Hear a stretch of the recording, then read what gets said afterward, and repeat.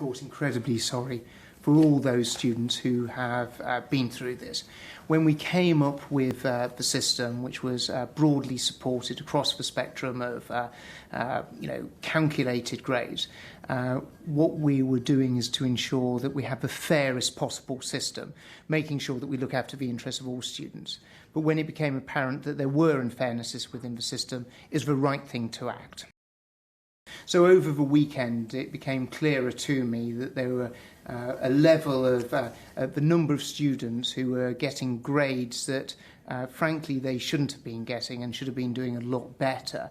And the evidence, both from Ofqual and other external bodies, was apparent that action needed to be taken. The first course would be to always make sure that we have the most robust and broad-ranging appeals process, and that's what we had worked to ensure that was put in place. But as we looked at it in greater detail, over Saturday and Sunday, it became evident that further action needed to be taken.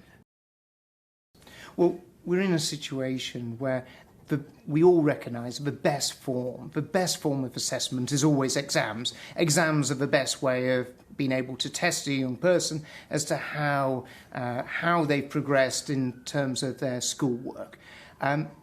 When you don't have exams, there's a general consensus, a broad consensus, and you've not just seen it in England, you've seen it in Northern Ireland, Wales and Scotland as well, that moderated grades was the best route forward.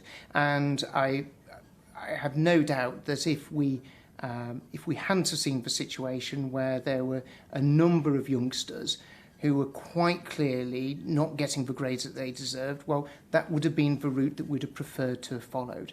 But where there is quite obviously injustices, and we have seen that in this system, we have to act, and that's why we've had to make the decision that we have done. Of course, our preferred option, understandably, was to ensure that there was, moderated grades.